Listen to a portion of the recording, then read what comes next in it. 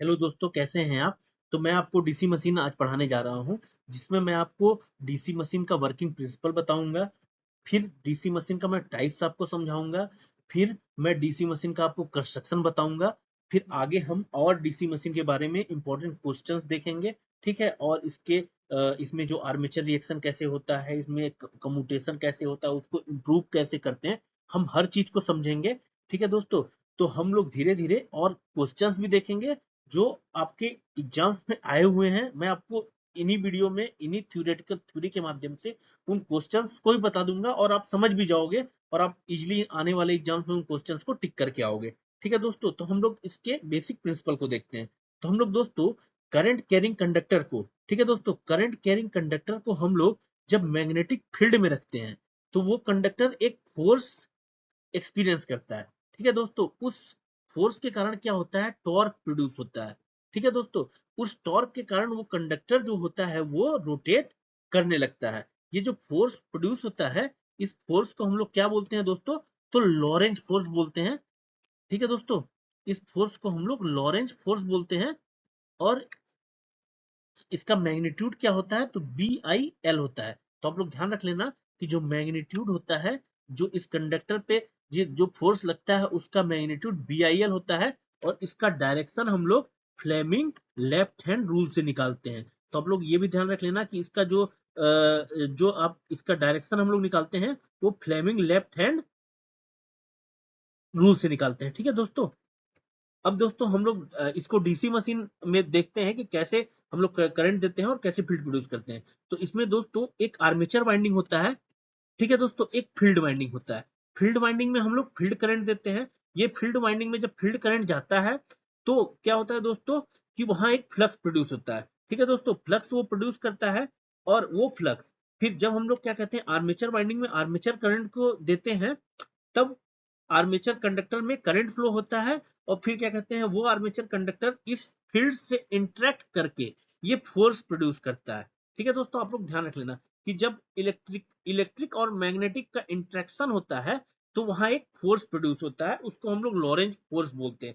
Basic principle है दोस्तों, इसी प्रिंसिपल पे ये काम करता है। हम लोग जनरली यहाँ डीसी करंट देते हैं, यहाँ एक कम्यूटेटर लगाते हैं जो इस डीसी करंट को एसी में कन्वर्ट कर देता है। फिर दोस्तों ये एसी करंट इन कंडक्टर्स में फ्लो करेगा। ठीक है दोस्तों। इनका खुद का कुछ फ्लक्स प्रोड्यूस होगा जो आर्मेचर रिएक्शन प्रोड्यूस करेगा। ठीक है दोस्तों। हम लोग आगे देखेंगे। हम लोग फील्ड करंट में फील्ड वाइंडिंग में फील्ड करंट देंगे जो फील्ड फ्लक्स प्रोड्यूस करेगा। और ये फील्ड जो वाइंडिंग होगी ये जस्ट इलेक्ट्रोमैग्नेट की तरह बिहेव करने लगेगी।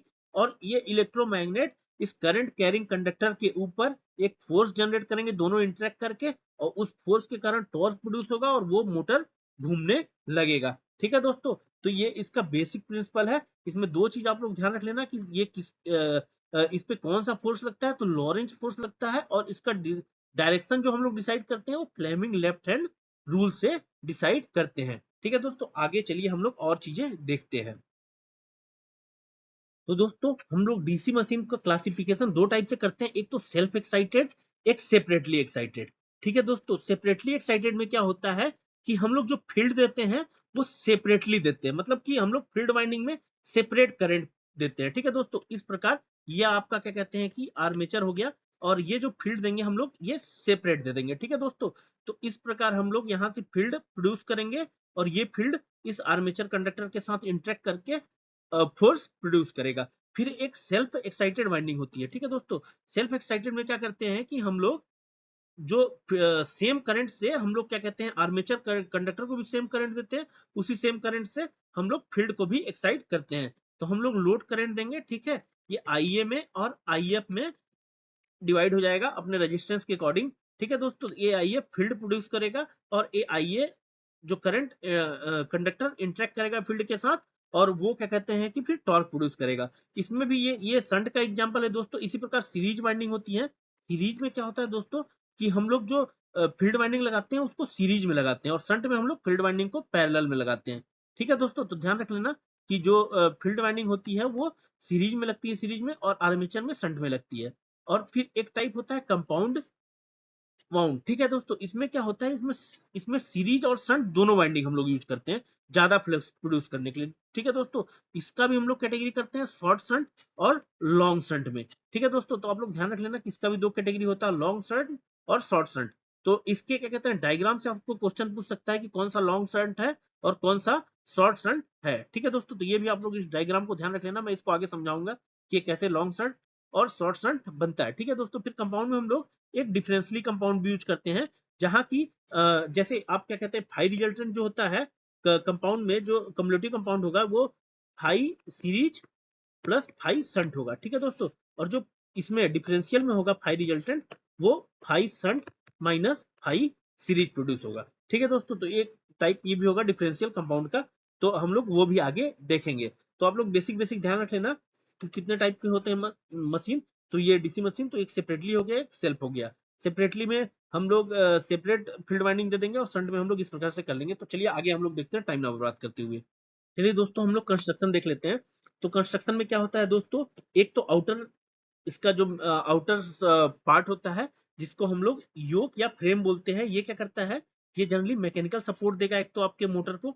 ठीक है, और क्या कहते हैं, फ्लक्स के लिए लो रिलेक्टेंस पाथ प्रोड्यूस करेगा, लो रिलेक्टेंस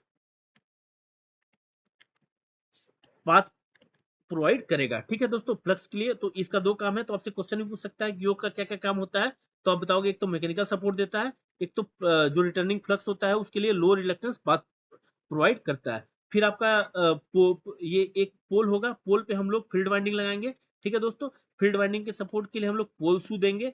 ठीक है, ये फील्ड वाइंडिंग सपोर्ट के लिए पोल शू होगा। ये पोल शू का एक और काम होता है सपोर्ट के अलावा, ये क्या करता है कि फ्लक्स को डिस्ट्रीब्यूट करता है। तो आप लोग ध्यान रख लेना कि फ्लक्स के डिस्ट्रीब्यूशन का भी काम पोल शू करता है। ठीक है, और ये फील्ड वाइंडिंग को सपोर्ट भी देता है। और फील्ड वाइंडिंग को हम लोग किस पे लगाते हैं, तो हम लोग फील्ड पोल पे लगाते हैं। फिर आर्मेचर वाइंडिंग होगा। ठीक है, आर्मेचर वाइंडिंग में होगा कि आर्मेचर का जो हम लोग आउटर को स्लॉटेड करेंगे। ठीक है, उसी में आर्मेचर कंडक्टर फिट करके हम लोग आर्मेचर वाइंडिंग बनाएंगे। ये जो भी पोल शू या पोल कोर है आपका, ये जो है सिलिकॉन स्टील हम लोग इसमें यूज करते हैं जनरली। किस लिए यूज करते हैं सिलिकॉन स्टील को, तो हम लोग इसको एडी करंट को रिड्यूस करने के लिए यूज करते हैं। ठीक है, एडी करंट लॉस को कम करने के लिए हम लोग सिलिकॉन स्टील यूज करते हैं। ठीक है दोस्तों, आप लोग ध्यान रख लेना कि हम लोग यहाँ जो लो रिलेक्टेंस जो सिलिकॉन स्टील यूज कर रहे हैं वो किस लिए कर रहे हैं, एडी करंट लॉस को रिड्यूस करने के लिए। ठीक है दोस्तों, तो ये बेसिक इंपॉर्टेंट इसका कंस्ट्रक्शन डिजाइन हो गया। ठीक है दोस्तों, हम लोग इसी में दो टाइप की वाइंडिंग भी पढ़ते हैं, एक लैप वाइंडिंग पढ़ते हैं, एक वेव वाइंडिंग पढ़ते हैं। तो आप लोग ध्यान रख लेना कि इसमें दो टाइप की हम लोग वाइंडिंग पढ़ते हैं, एक लैप एक वेव। लैप में क्या होता है कि जो पोल होगा वो पोल आपके पैरेलल पाथ के बराबर हो जाएगा। और इसमें वेव वाइंडिंग में क्या होगा, पैरेलल पाथ हमेशा दो होगा। इसमें क्या होगा, जब जब पैरेलल पाथ पोल के बराबर यानी चार पोल होगा, तो चार पैरेलल पाथ होंगे, तो इसमें ज्यादा करंट जाएगा। तो हम लोग ध्यान रख लेना कि लैप वाइंडिंग में ज्यादा करंट के लिए यूज करते हैं, और वेव वाइंडिंग को हम लोग कम करंट के लिए यूज करते हैं। ठीक है दोस्तों, कम करंट के लिए। तो वोल्टेज इसका क्या कहते हैं, इसको लैप वाइंडिंग को कम वोल्टेज के लिए और वेव वाइंडिंग को ज्यादा वोल्टेज के लिए। तो ये चीज दो चीज आप इंपॉर्टेंट देख लेना कि ए बराबर पी होता है लैप वाइंडिंग में, और वेव वाइंडिंग में ए बराबर 2 होता है यानी पैरेलल पाथ।